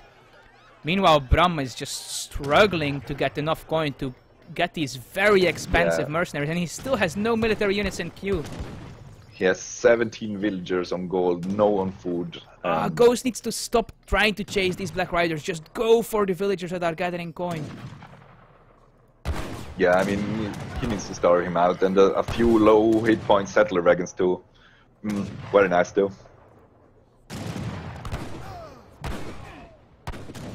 Ooh, there's the 8 Uhlan shipment down, and this might be enough to hold them because the Dragoon count has been whittled down by the town center fire. Yeah, and yeah. Goes very smartly though, focusing his skirmishers on the Black Riders. He wants those things gone so that his Cuirassiers can come back and work. And the Black Riders do go down, and there's still so many skirmishers alive, even though Uhlans do so much damage. Yeah, I mean, look at the score even. I mean, Gh0st 130 score now. And yeah, he managed to hurt. He found this hunt here. Yeah, so. Bram has no reinforcements coming. And just look at the skirmisher reinforcements. And Bram does call GG.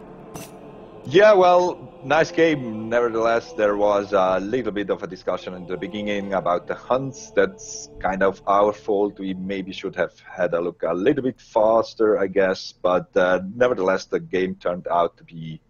I mean, Gh0st played accordingly. He tried to Yeah, he push adapted out very nicely. He adapted very good. And yeah, as great guy I really like this tower he made in the bottom like... right. That's just so smart. Whenever you have poor hunts, like, yes, it's 250 wood, but this is just so valuable. This helps you so much. He played accordingly to his situation, and that's what the strategy game is about, apparently. So he did very well, adapted very well, and yeah, nice game. Yeah, just look at the military population graph. It just says it all. Those Cuirassiers, There were only Jaegers. They are so expensive. They take up a lot of population, and just look how they got absolutely slaughtered. And then the Black Riders come in. It's like this huge power spike that Bram has. But it doesn't matter because the skirmisher reinforcements just kill everything, and Bramboy just slowly gets absolutely wrecked. This is, of course, the danger of mercenary strats. Like, yes, Jaegers and Fusilators, they are extremely powerful. But if you go pure Jaeger and your opponent just randomly shows up in your base with 8 cuirassiers.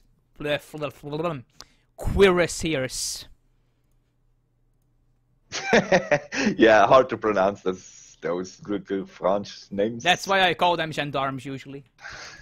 Yeah, even if they are not gendarmes yet. So I'm out of here, and you were no post game for you. Okay, I thought you were talking about the post game. So.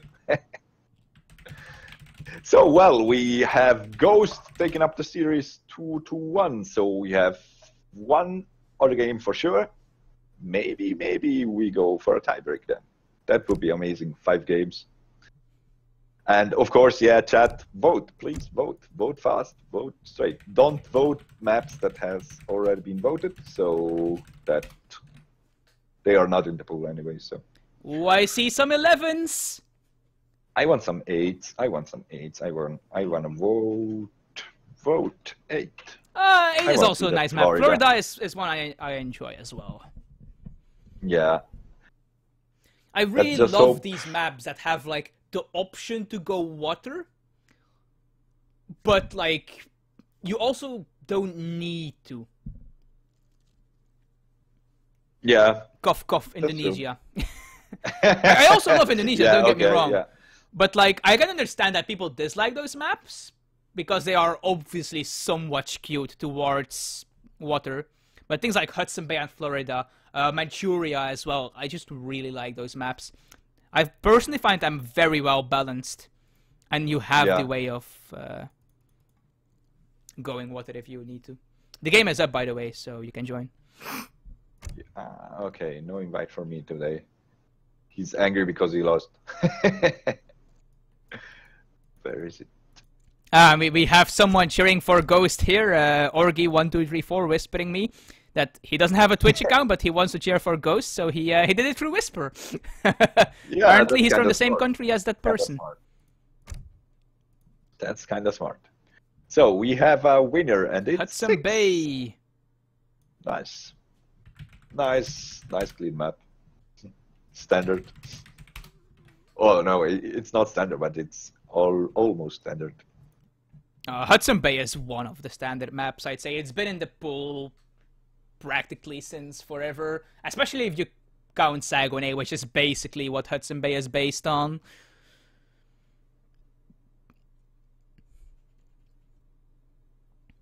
So yeah, this is game 4. It is currently 2-1 in favor of Gh0st. And Bramboy will have to pick first here. Bramboy picks first, exactly, because it's alternative picking. So Bramboy is gonna start.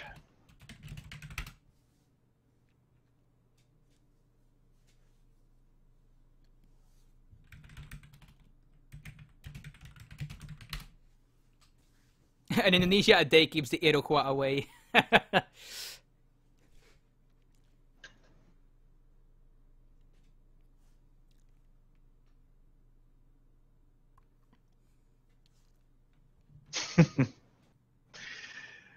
So well, they have to resist civilization, of course. Bramboy can play France.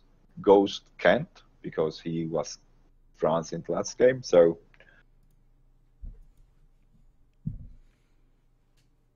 this also makes me think that there's not gonna be any water, sadly. Unless Bramboy does some really strange thing with France. I don't think I've... Wait, no! I saw Kinisi go France once on water. And he did a fast Imperial with gendarmes.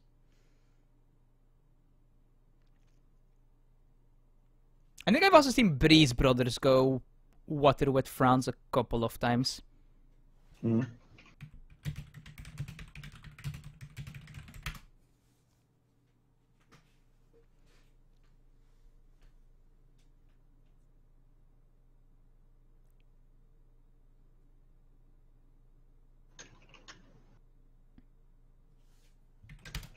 So yeah, Bram is picking French here, so we'll have to see how Gh0st007 responds to this. There is, of course, TPs on this map, so most likely Bramboy is going to go for some sort of stagecoach plan. Or maybe just a normal TP during transition, semi-fast fortress style of build.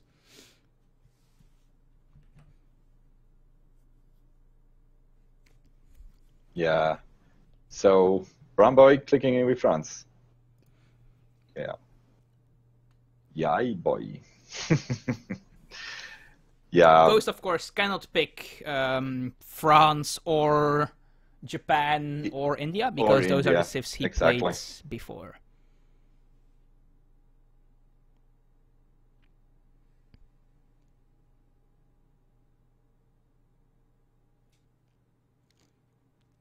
Bramboy, of course, copy-pastaing random memes. Yeah, probably.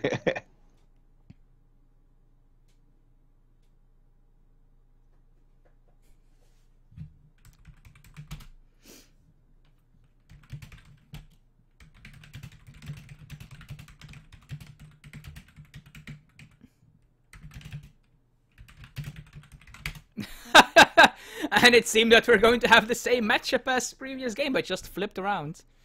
Yeah, so now we have to pay attention to the hunt. Even they shouldn't be too far away.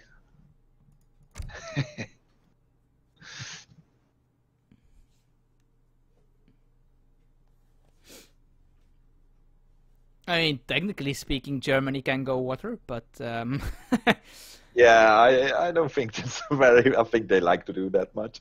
So I want to see a France versus German water mirror, or not water mirror, but water fight. I mean, just two civs that don't really go well on water, and just like see them try to pull it off. Could be hilarious. But anyway, this is of course still the ESO Insight Productions New Year's tournament, round of 16, something along those lines. Oh yeah, that's the nice intros. Oh, so I have to listen carefully. Basically, we're gonna watch some people kill each other, and that's great. That's nice. As long as it's of course on the internet and not in real life. Yeah, on the other life it will be kind of. I don't wanna watch. On Hudson Bay, in the left side of the map, we have in the color blue, of course, Mr. Bramboy playing as French. Why am I drag boxing around his TC and villagers? It's to emphasize my point that this town center is in fact Mr. Bramboy. While in the right of the map, in the color green, we have Gh0st007 playing as the Germans. While in the top of the map, we have Beluga the Whale. He is a very nice guy. He's a very nice guy. He's gonna give those guys who are gonna fish him a lot of coin, but probably we don't gonna see that. We don't see that, I guess. So let's check the hunts. So one hunt close for this guy, one hunt close in the back. One hunt close, one hunt close. So yeah, seems fair to me. Hunts are fine. Yeah, hunts are fine. I suppose you could say that like the third and fourth hunt are a bit closer for Gh0st. Yeah, but they are all there, and that's what matters. Yeah, and he is not gonna be able to go hunt those things till his town center. So the close hunts are those who matters, and these guys are gonna go far away now. So if he's complaining later, they went away. Well, yeah, one thing that's maybe a bit unfavorable for Bramboy is this one, but just as I ping it, you can see they just randomly walk towards him. Yeah. So yeah, it's because hunts Bramboy are fine, and I'm going to immediately declare it in the chat as well that we don't have complaints. Hunts are fine, so no whining this game. Mines. Mines. Of course, he whines about mines because it's Germany now, but mines are fine too, in my opinion. Mines are even better for. I mean, this man is maybe a little bit in an unfortunate position. It would have been better if it was behind the town center, but there. I don't think we ever ever rehosted for a mine being in front of the town No, center. no. That's. I mean, the distance is good, and that's only thing they could argue about. Still going to bow pike.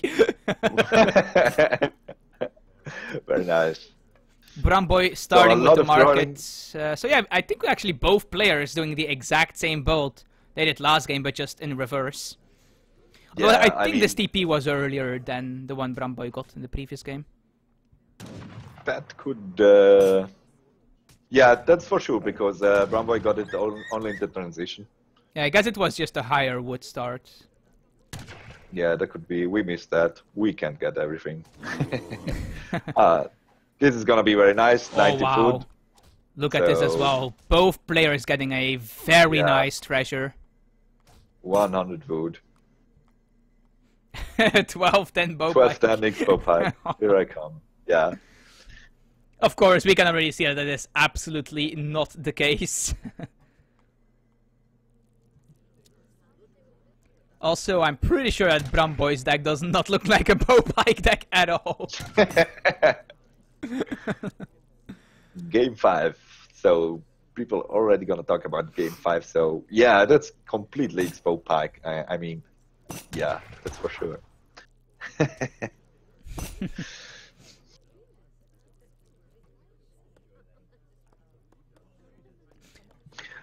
So well, what's going on? What do we expect? We probably gonna expect. Well, I'm not expecting mercenaries because there's no mercenary cards in the deck for Ghost.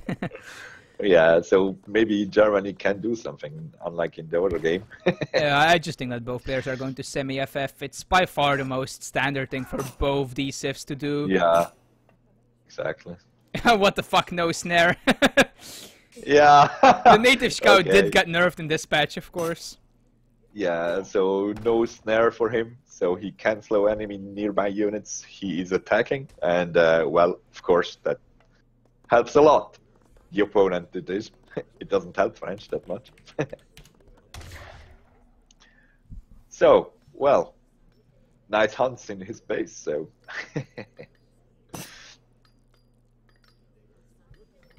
Yeah, the scout is not supposed to snare in the EP.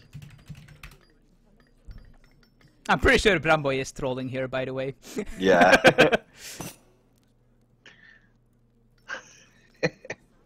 Yeah, Bramboy actually very in troll mode lately, so doing some fun mercenary stuff.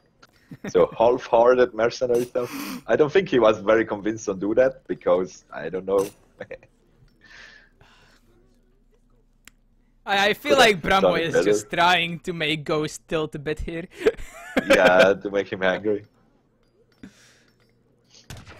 But Ghost is staying on his line, doing his stuff, doing it very well, and keeping up. So. And he did add in the market as well, and he has hunting dogs already. And let's see if he's getting more. Yeah, he is getting the placer mines. Bramboy getting the steel trap. So very, very normal stuff. Both players wanting just that little bit of extra economy at the small investment price, of course. Yeah, we see a small little difference. We have a stable start for France here, and not a wrecked start. And in the game before, we had the Ghost going for a wrecked start against Germany. Of course, there you can argue that you can defend better against raids, maybe when you have Musketeer. But with the Hussar, you have for sure mobility on the map, which isn't bad either. Yeah, the Hussars just give you so much more map presence. Yeah. So exact same shipment progress as the previous game. Both civs, of course, having these very powerful villager shipments. France with the CDBs basically getting 3.75 villagers in H1, while Germany getting 4. Exactly. And even 6 villagers plus Ulans in H2. Just such a strong shipment, the 3 settler wagon one. Yeah, and the fact that those Ulans come, that just gives Germany so much more map presence early on. That's 700 nice. wood for France, actually. So probably wanting to add in like a barracks and a couple of houses, perhaps. Maybe some more market upgrades. Or maybe he's just actually going bow pike. Who knows? I doubt it, though. 700 wood for Germany as well. Probably the same thing. Some more upgrades, couple of houses, maybe a barracks. Yeah, yeah, exactly. Getting his infrastructure going with the 700 wood shipment. That's yeah, both players actually, as you said. Yeah, it looks like that if Gh0st is gonna want to age, he's probably gonna want to age naturally, like gathering the resources at least. Yeah, it certainly looks like Gh0st moment. is intending to just go to Fortress with this one batch of Ulan that he got out. Yeah, exactly. He has to be careful for these Hussar though, because Hussar actually really beat Ulan quite hard. Yeah, they have more HP, they have slightly less attack, but not enough to the compensate. HP is, yeah, the HP is so much more. Oh, and did he But actually those queue up two more are Ulans? Because I did see his coin drop, but yeah, he did queue up an extra batch of Ulans, so... He has like 10 Ulans on the field now, and it's gonna clean up. Ooh, and he snared the Hussars, so he might get both Hussar here if he micros it correctly. Yeah, and he does get the second one with a snare. Yeah, but... Oh, but one of the settler wagons goes down! No, wait, never mind, it's a normal villager. That was hiding in the settler wagon. It was a settler. Let's see, are both players going for more military units?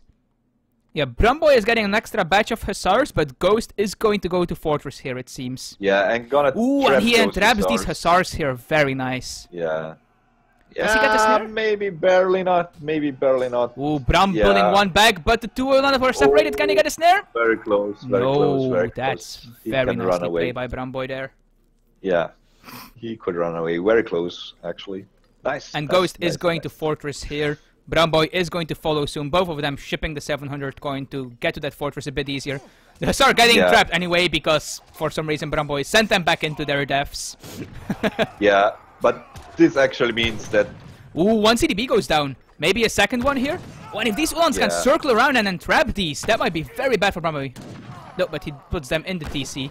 A lot of Ulan dying here though, and this is actually something that Germany doesn't really want to happen because once he gets the veteran Ulan upgrade, all of these would have become so much more powerful, but now a lot of these might die and get injured. Yeah, but still, I mean, 7 Ulans lost for 8 Ulans lost for Germany and 7 Hussar lost for France, so it's kind of even. And 3 CDBs lost for France, so I'd say that still is worth it. Even though you lose the veteran upgrade on a lot of these Ulans, you just got 3 CDB and pretty much the entire French army. Like, France has the exact same thing. He wants to get veteran Hussar, and, you know, he just lost his Hussar. Also, something to keep in mind that from those Ulans that Germany lost, like, 4 of those were kind of free because they come with the shipments. No, actually, 6 of them, never mind. Yeah, 6 free Ulans. Yeah. Whereas the Hussar that Brumboy lost, all of them were trained. Yeah.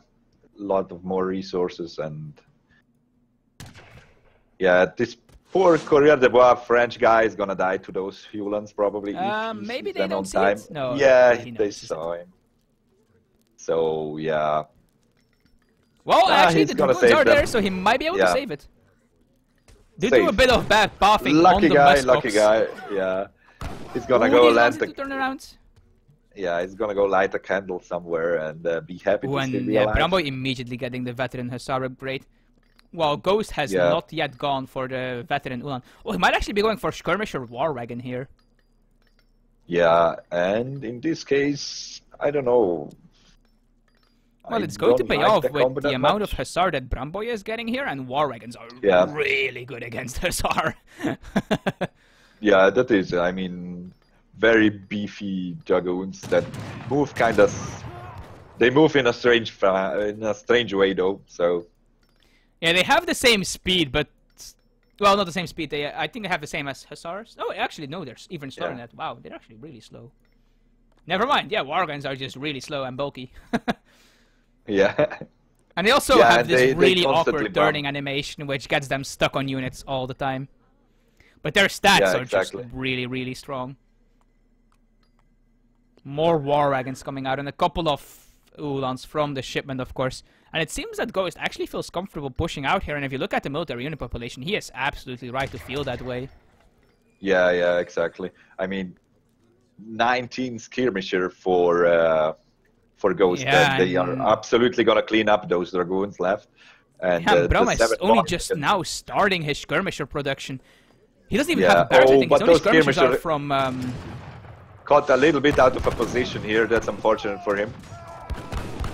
Yeah, it's actually really lucky for Brumboy. But Brumboy is not going to have any skirmishers besides the one from the shipments. So he is relying purely on Hussar to beat the skirmishers of Gh0st.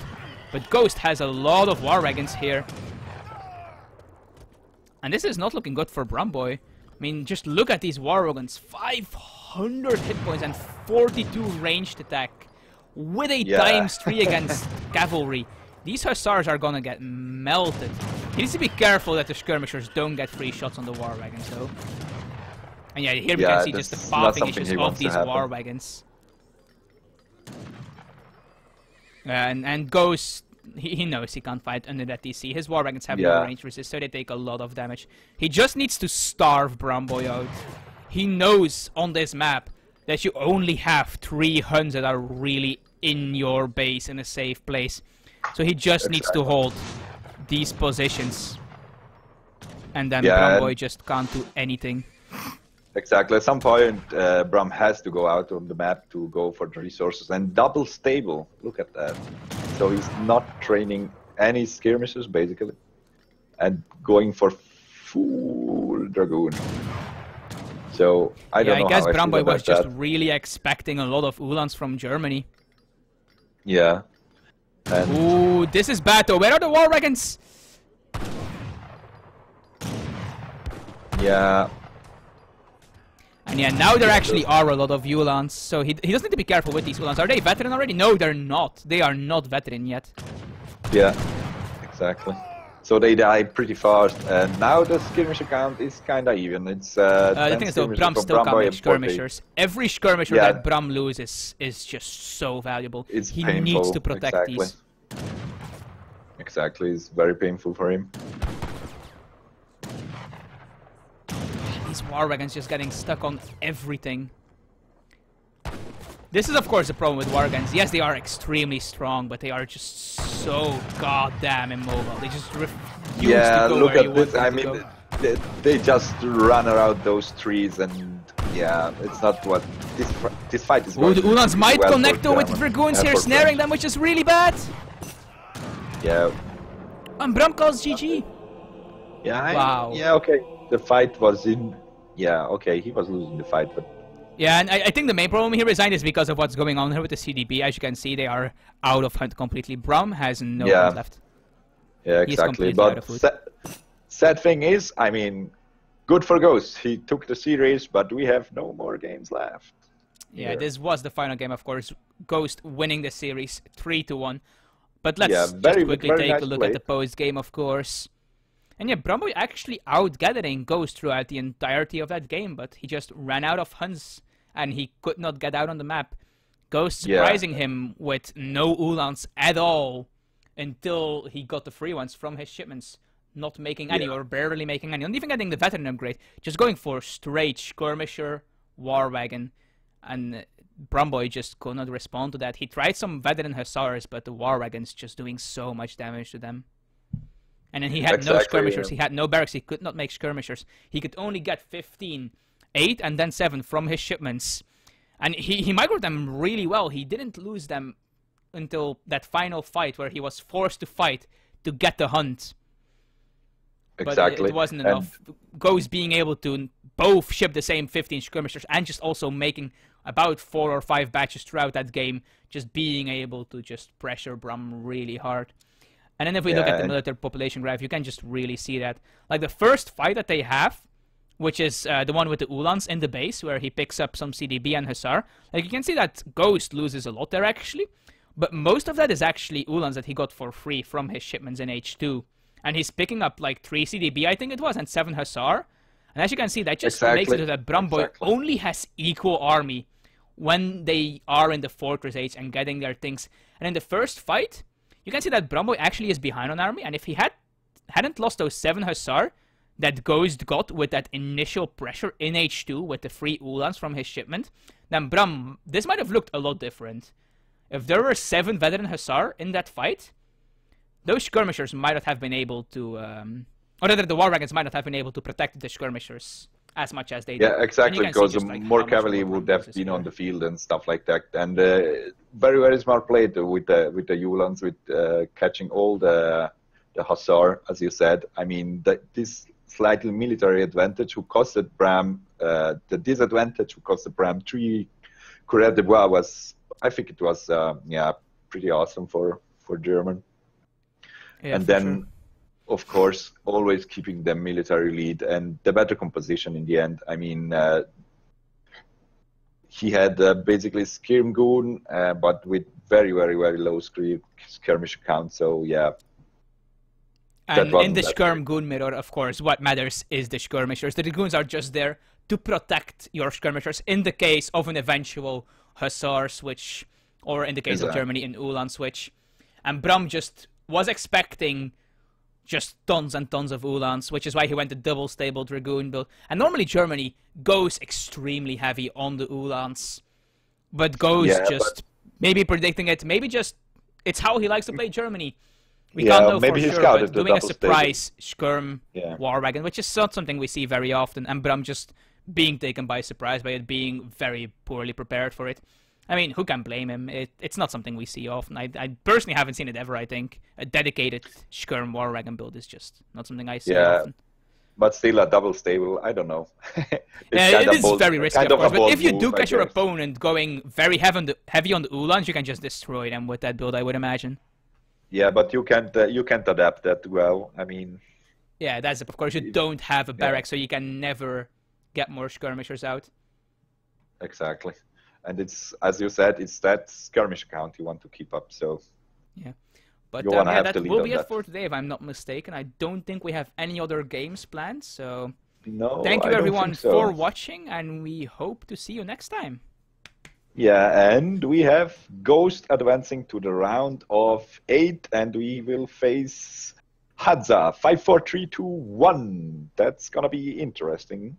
Oh yeah, and this has been, of course, the ESO Insight Invitational New Year's Tournament round of 16 stuff. Yeah, you get better every time. Good night, everyone. See you next time. Yeah, ciao, chat. Thank you very much for watching, and have fun. Enjoy.